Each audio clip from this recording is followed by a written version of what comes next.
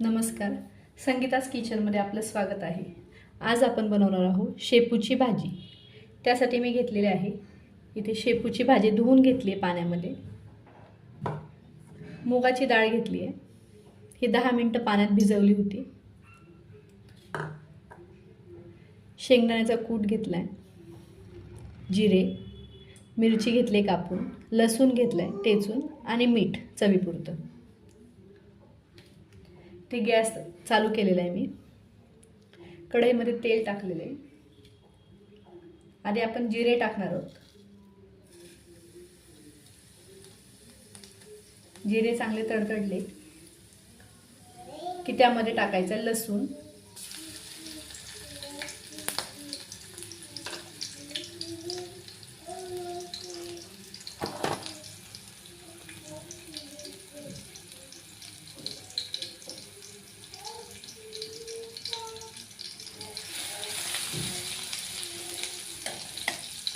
लसूण झाला टाकून की आता मिरची टाकायची.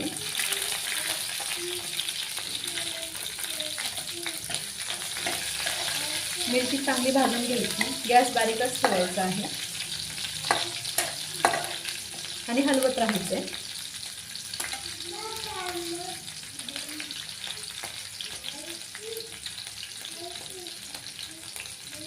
हे मिश्रण चांगलं भाजलं की त्यामध्ये आपण टाकायचे आहे मुगाची डाळ जी आपण भिजत घातलेली होती.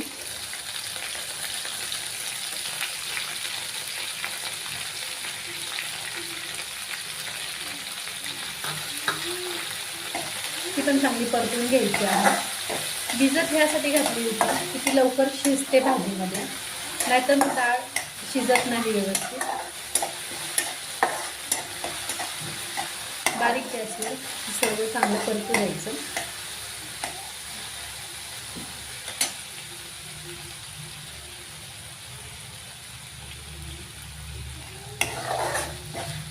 परतून झालं की त्यामध्ये आता आपण जी भाजी धुवून घेतली आहे ती हळूहळू टाकायची. अशा प्रकारे तुम्ही बघू शकता भाजी आपण टाकलेली आहे.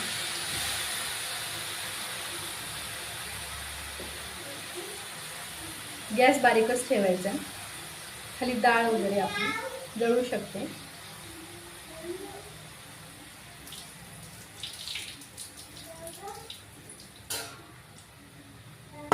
हे बघा सर्व भाजी मी टाकलेली आहे.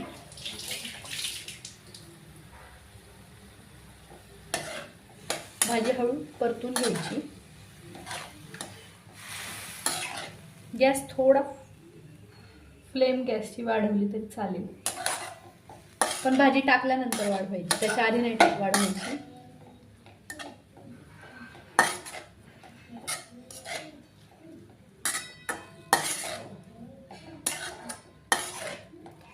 भाजी छान परतून घ्यायची आहे.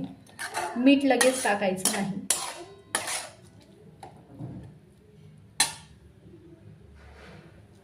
गॅसची फ्लेम मी थोडी मोठी केली इथे.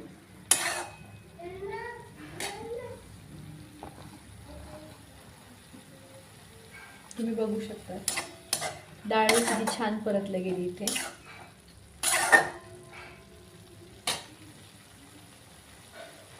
आता आपण जे चवीपुरतं मीठ घेतलं होतं ते ह्यामध्ये टाकायचं.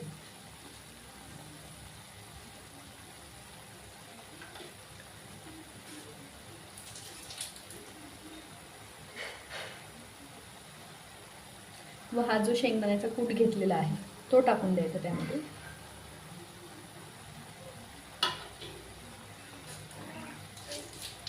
भाजी पुन्हा एकदा हलवायची आहे.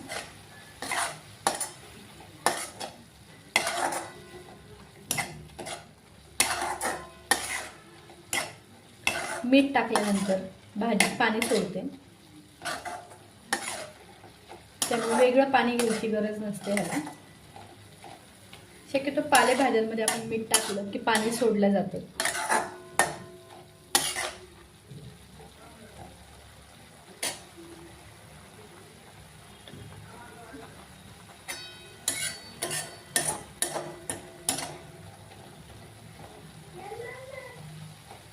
ही भाजी साधारण 2 व्यक्तींना पुरेल एवढी पुरेशी आहे.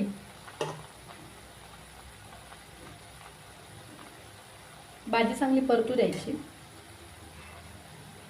गॅस मीडियम फ्लेमवर ठेवला आहे मी.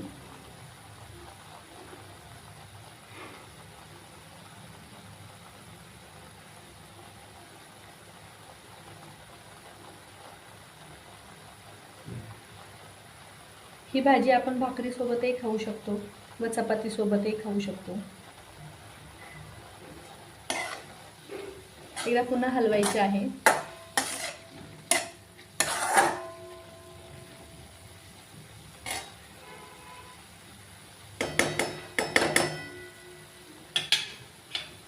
भाजी व्यवस्थित शिजू द्यायची. गॅस फुल करायचा नाही, मीडियम फ्लेम ठेवायची आहे गॅसने.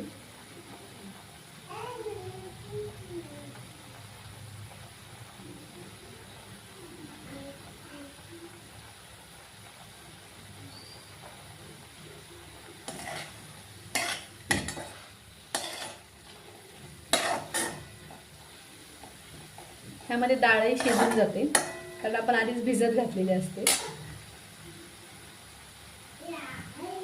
तर भाजीतलं पाणी जर कमी वाटलं तर आपण वरतून थोडंसं ॲड करू शकतो डाळ शिजण्यासाठी व भाजी शिजण्यासाठी. जास्त पाण्याची गरज पडत नाही ह्याला.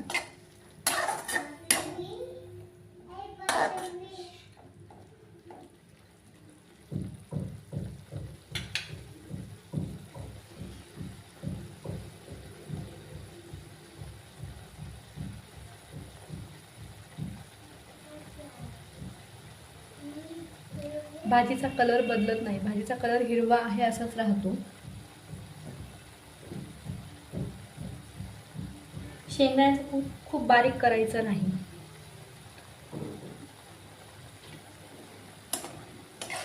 तुम्ही बघू शकता ह्यात कूट टाकला आहे, त्यात शेंगदाणे दिसून येत आहेत. ह्याच प्रकारे ठेवायचा.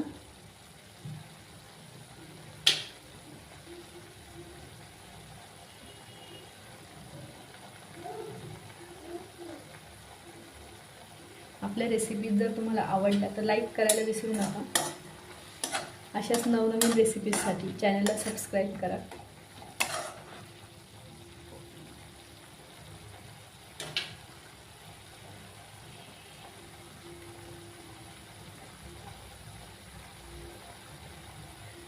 तुम्ही बघू शकता भाजी छान प्रकारे शिजत आहे. थोडंसं पाणी ॲड केल्यामुळे चांगल्या प्रकारे व्यवस्थित शिजते व खाली लागत नाही.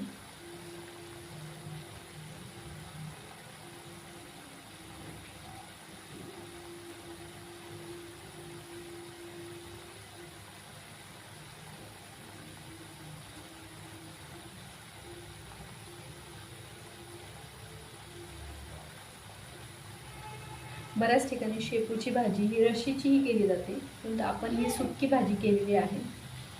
पुन्हा एकदा आपण रशीची भाजी सुद्धा करून दाखवू.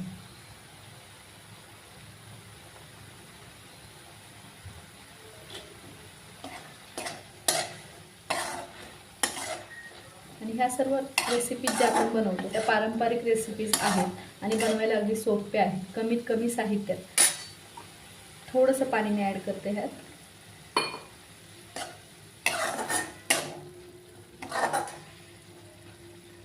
ह्यासाठी लागणारे साहित्य सर्व बेसिक आहे जे आपल्या घरी अवेलेबल असतात.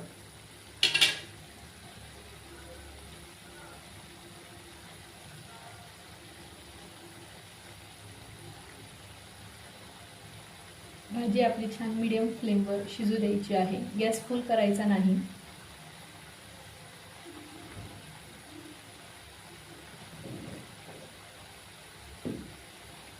यामध्ये आपण मिरची कापून टाकलेली आहे. तुम्हाला पाहिजे तर मिरची तुम्ही वाटूनही टाकू शकतात.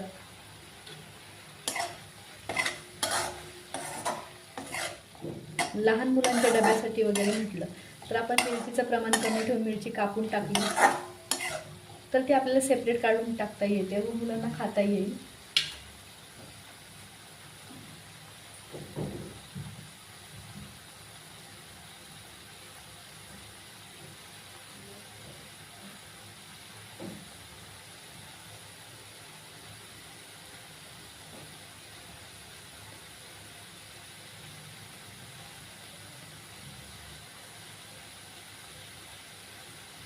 तुम्ही बघू शकता भाजी छान प्रकारे शिजत आहे. प्रकारे आपली भाजी झाल्यानंतर आपण जेवायला वाढूयात. त्यासाठी आपण घेतलेलं आहे जेवणासोबत वरण भात, चपाती व मी भाजी घेते. ही भाजी तुम्ही भाकरीसोबतही खाऊ शकतात व असं वरण भात चपाती आणि भाजी फार सुंदर लागते. भाजी कशी झाली हे तुम्ही नक्की ट्राय करून बघा व आपल्या चॅनलला सबस्क्राईब करा. व्हिडिओ आवडल्यास लाईक करा व बेल आयकॉनचं बटन दाबायला विसरू नका, जेणेकरून अशाच नवनवीन रेसिपी तुम्हाला बघायला मिळतील. धन्यवाद.